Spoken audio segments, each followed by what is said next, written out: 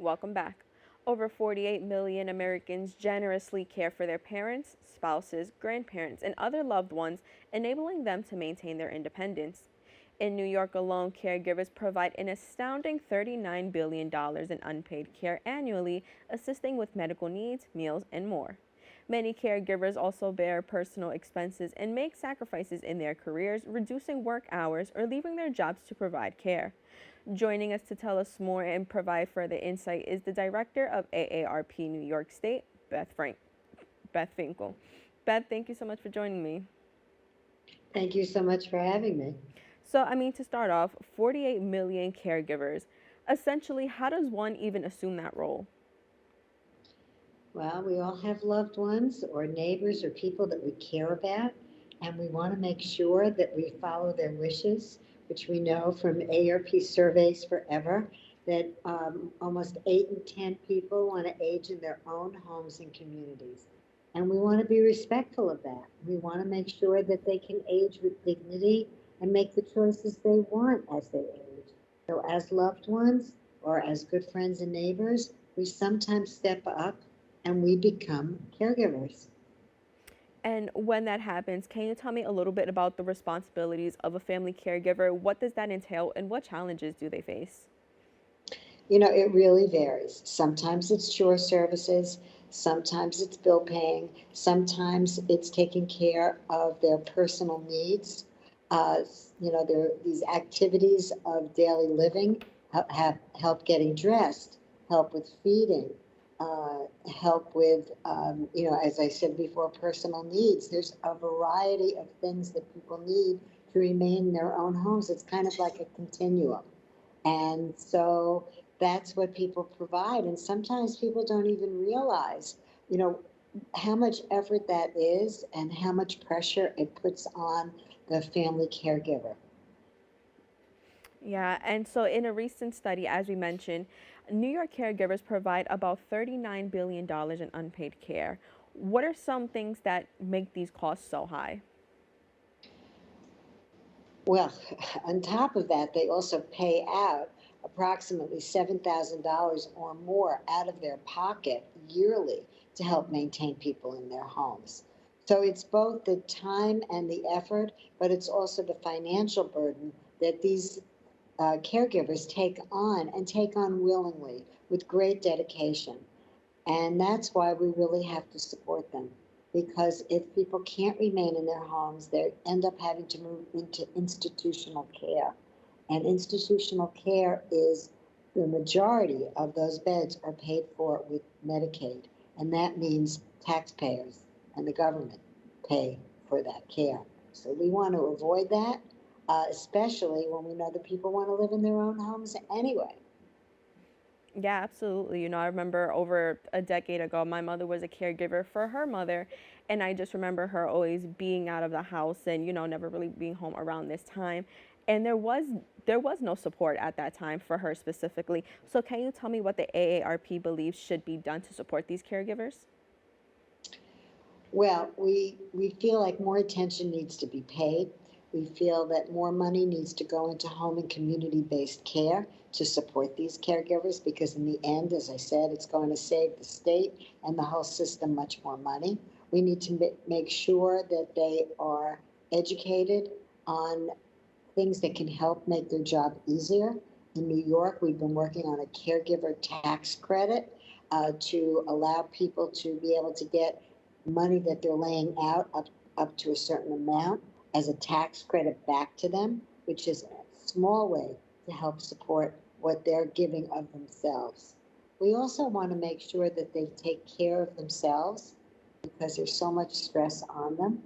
We want to make sure that they feel that they can advocate for themselves, that the doctors are informed and know that they have permission to hear about their loved one's medical condition. The worst thing is to be surprised. You're taking care of your mother. She goes to the doctor. The doctor gives her prescription. Nobody tells you. You're the one who's handling her prescriptions. So then what happens? You Hmm. can't be caught off guard when you're a caregiver. You need to have all the information available to you so you feel confident that you can do the best possible job. So you must be in the communications loop with all health professionals. Another area is making sure that your loved one's home is safe. That's one of the things that we don't always think about. Is there a rug that is not taped down that they could trip over? Is there an Mhm. electrical cord, maybe from a lamp or something, that's blocking a passageway that they could easily trip over? Are the stairs safe? Do they have safe treads on them? I mean, there's innumerable really good things that you can do that don't necessarily cost a lot of money, that can ensure that your loved one is a lot safer.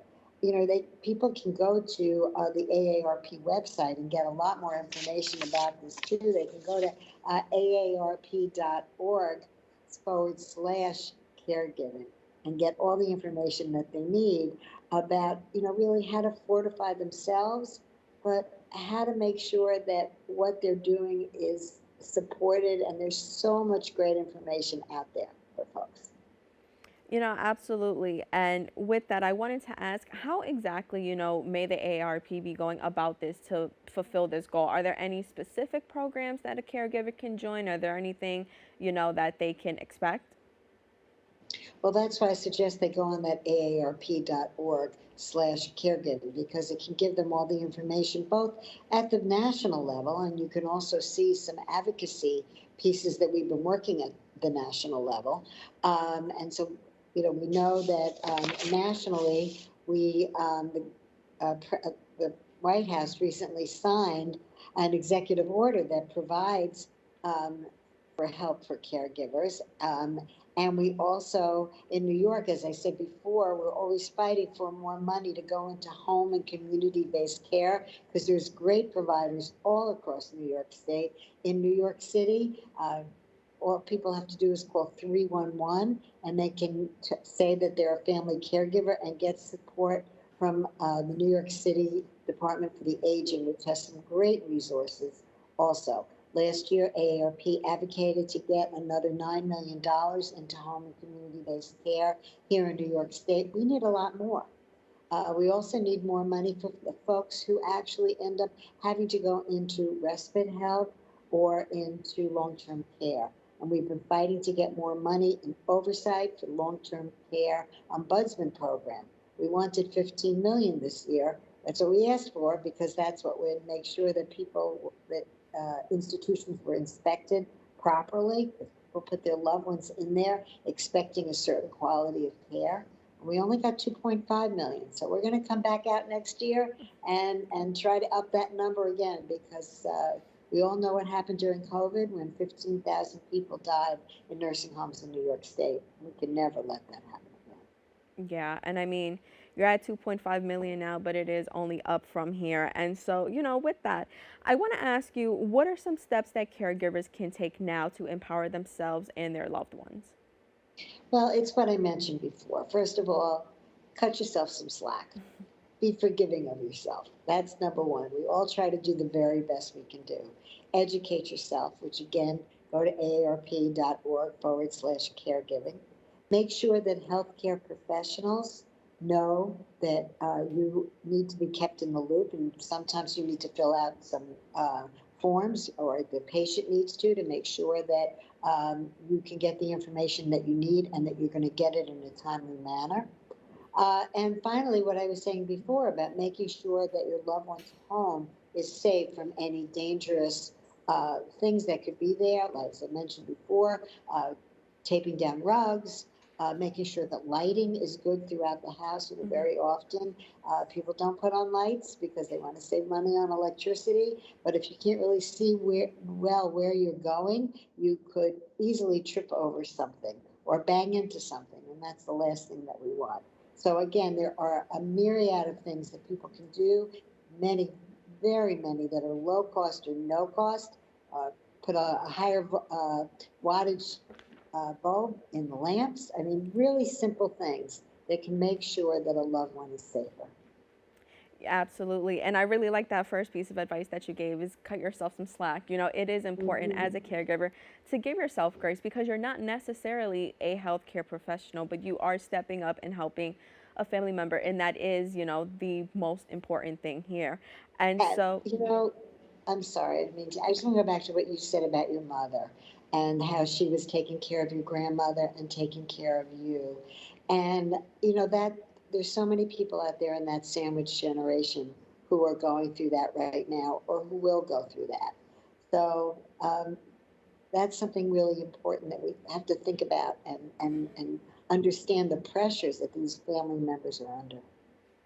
exactly. I mean, trying to take care of a household, trying to go to work, and then take care of a loved one, it is a very stressful situation. And because of that, I wanted to ask, in your experience, what is the reception of these caregivers? Do you see some of them, or most of them, unfortunately, might be going through stress? Do some of them maybe feel a bit of fulfillment to care for their loved ones? What is that like? Well, that's again why they really need to seek help. There's some great support services out there. There are support groups. They can, or they might want to have, someone to talk to on their own. But it's really important that you get that help for yourself, because if you don't feel like you're getting what you need, then you're going to not be able to do everything that you need for your loved one. That's why respite services, which is, ways that you can get temporary help. If if you want to go on vacation, I mean, a caregiver should be able to, take a day at the beach. Everybody needs a bit of a day off. And so we need to make sure that those services are there for caregivers as they need them. Or, God forbid, they have to go to a funeral or something else. What are they going to do? Where's the backup to make sure that their loved ones are well cared for, that they can walk out of the house and feel confident that nothing terrible is going to happen? And that's why it's really important to plug into caregiver services locally. And there are a myriad of them here in New York City. So really recommend that people seek that out. 100%. And on that note, Beth, I want to thank you so much for joining us today. Thank you so much for having me. For more information, you can visit their website at aarp.org. Don't go anywhere. We'll be back with more Open right after this.